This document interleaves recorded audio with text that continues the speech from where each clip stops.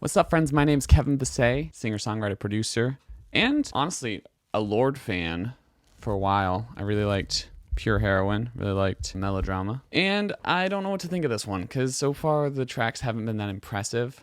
I'm not sure if I'm excited about it. I'm more skeptical. It just doesn't seem like the most thrilling record in the world, so we'll see what comes of it. It's sad because last week I was out of town and I wasn't able to react to the new Killers album, which was phenomenal. Like, definitely a 3-star album. Let's see what this one has to offer. I'm willing to let Lorde surprise me because I've liked her stuff so far, you know?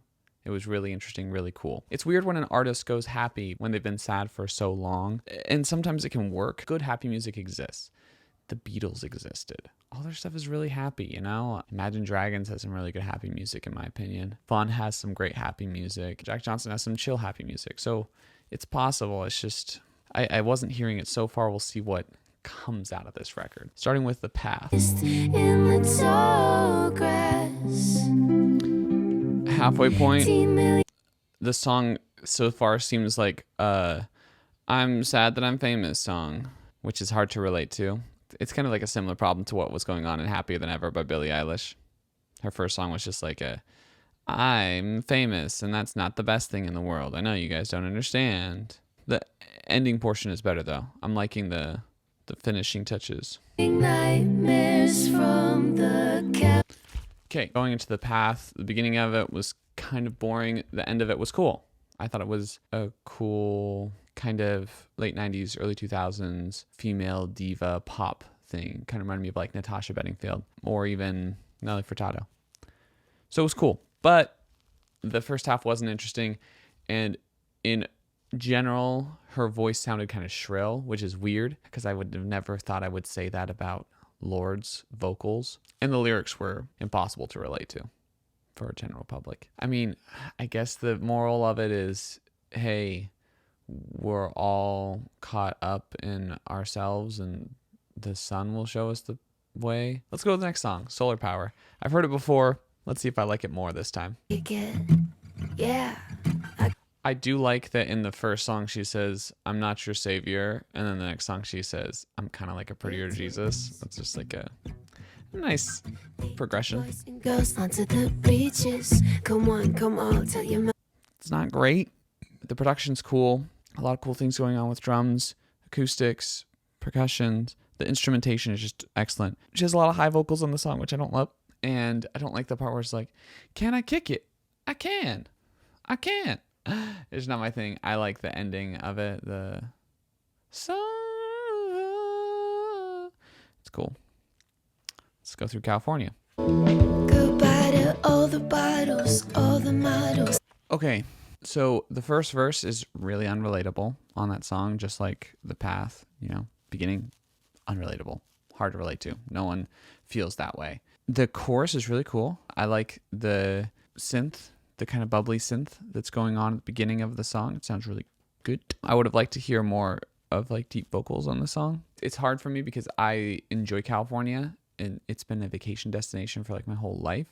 So I don't see it as this place of like vanity and a party lifestyle, worldliness. I think of that more as places like New York and LA specifically maybe, but California in general, no.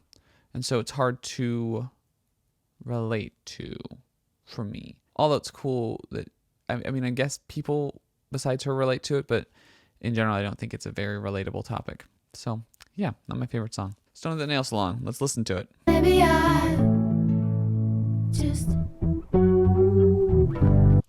Okay, Stone at the Nail Salon. Good song. I enjoy the chorus a lot. Just stoned at the nail salon. I like how in that second chorus, they kind of fake you out.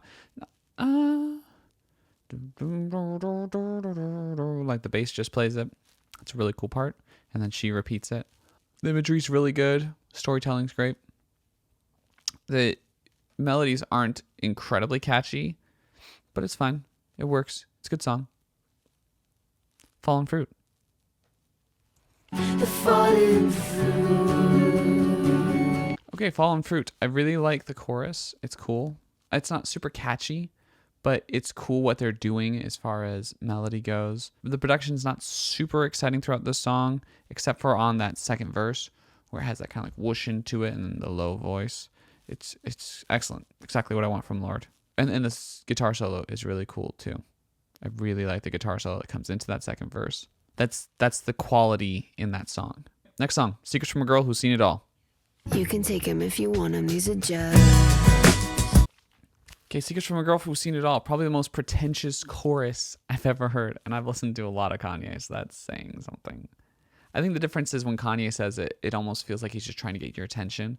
And here it sounds like she actually believes that she's actually seen it all, which, I mean, she obviously hasn't. I feel like this is a good spiritual sequel to Melodrama. Melodrama is like, you know, the party lifestyle is not all it is. And this is saying, hey, that party lifestyle wasn't all it was made out to be. I prefer this quieter life with people who I love. The production is really cool. It definitely captures that vibe that she was going for, that, you know, early 2000s acoustic pop hit vibe. The drums sound like it's from that era. The acoustic guitars, the lead guitars fit well. It's just a vibe. The song's a good vibe. The chorus is just so pretentious. And the ending is atrocious as well. I just don't like it. I feel like it was a metaphor that could have worked well, but they went to a weird place with it at the end there. It was one I was like, oh, I'm okay, comfortable with this. It does sound kind of like a boarding call thing, but then they just made it to whatever, you know? And it wasn't interesting anymore. The Man with the Axe. A flick of the This song's kind of boring melodically. Lyrically, though, it's excellent. Great storytelling, a great love story, really well explained. The production isn't that interesting either. In general, the song as a song falls flat. The lyrics are interesting, uplifting, filled with imagery, showing, you know, this is the daughter of a poet laureate. What do you expect? That's kind of what she's saying. Like, hey, check it out. I got chops. I feel like the song could have been a lot better if it was produced like other interesting story songs, like the one from Fun from their first album. Don't remember what it's called. It's slow down, we've got time left to be lazy. All the kids have grown from babies into diamonds in our eyes.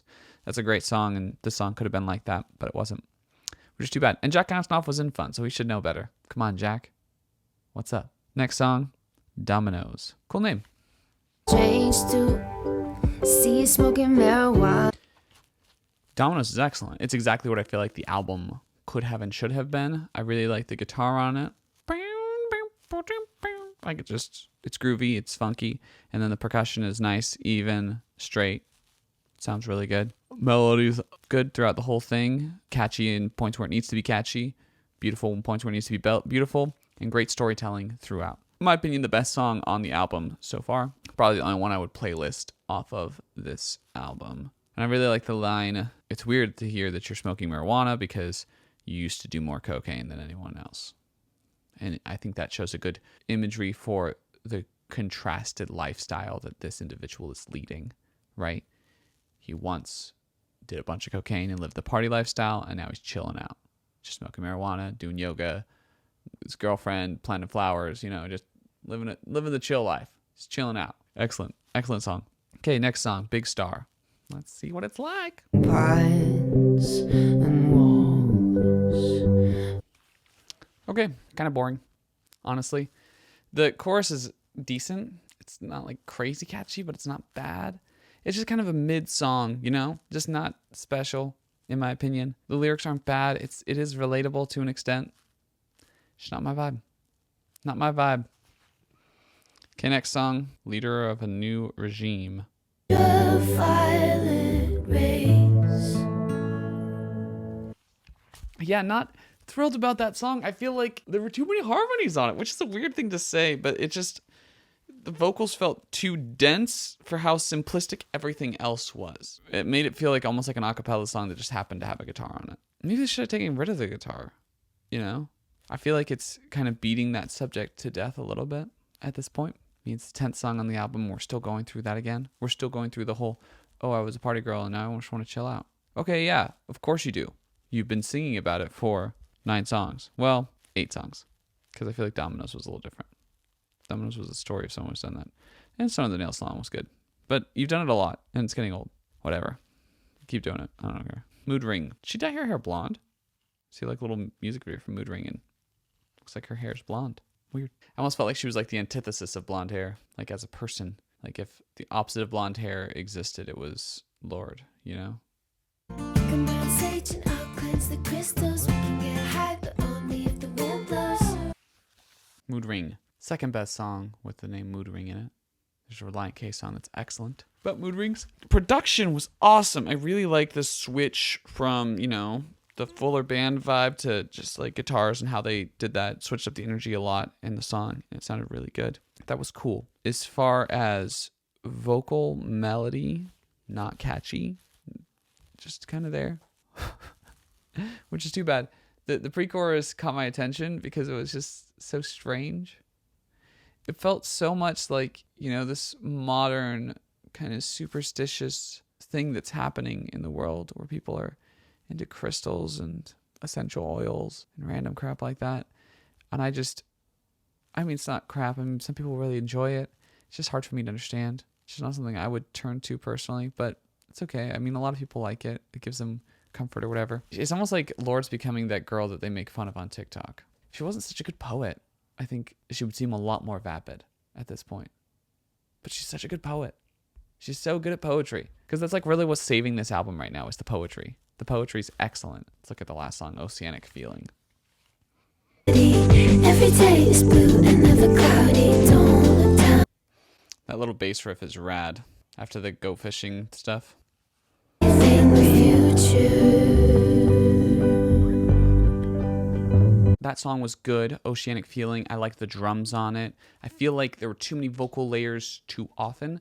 I would have stripped back vocal layers for certain parts of the song to make the harmonies hit harder when they were there. I think that's a note that she could have taken from Billie Eilish.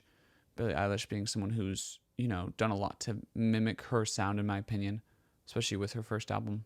I think throughout the album, there's a lot of points where she could have just, you know, stripped back a few vocal layers and then let them come in again to make those vocal layers feel a little bit more special. I'm proud of Lorde for experimenting. You know, it's hard because she kind of has been this one person, you know? She's kind of been like the dark party girl, the emo dark party girl. She's kind of represented what emo music for the upcoming generation is, you know? The sad, broody type stuff. And it's been really good. I can see why she would want to break away from that. I can see why she's like, yeah, I put my black lipstick in a drawer and it's getting dusty, you know, because I don't need it anymore. Like, that's a good line because it represents kind of what the image of the album is. Honestly, I think that would have been a better image than her butt for the album cover. I'm not a huge fan of the album cover. It's all right. Also, it was funny because I'd heard some speculation that this album was going to have a lot of like environmentalism and that it was going to be a lot about nature. And to me, it felt like more of a rejection of worldliness and vanity culture than it did fighting for preserving the environment. I never saw that in the lyrics. Maybe I'm missing it, but I didn't see it. Poetry was good. Points where it was great. That's the thing. There was like moments of greatness. That Domino song was a moment of greatness. You know, there were, you know, Stoned at the Nail Salon was a good song. The Girl Who's Seen It All was good except for the chorus. You know, California even was all right. The lyrics in that One Love song were great. The Man with the Axe. Even Mood Ring was like decent. That wasn't great though. Overall, it's difficult because it wasn't really like my thing. I'm sure that people are going to really like this album, but I'm not one of them. It just felt drab at a lot of moments.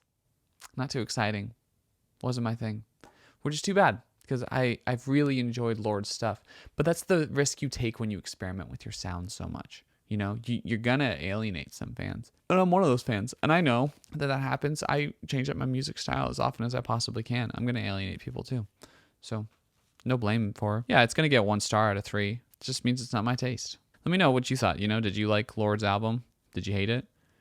Was it everything you ever wanted or was it just decent? Because it could have been everything you ever wanted. Other music that came out this week. There was a new Skrillex song. It was all right. It was just Justin Bieber. It's tough because that combination has put out, you know, a song that defined pop EDM. So you're expecting a lot. Ed Sheeran put out a new song, Visiting Hours. It was acoustic. It was cool.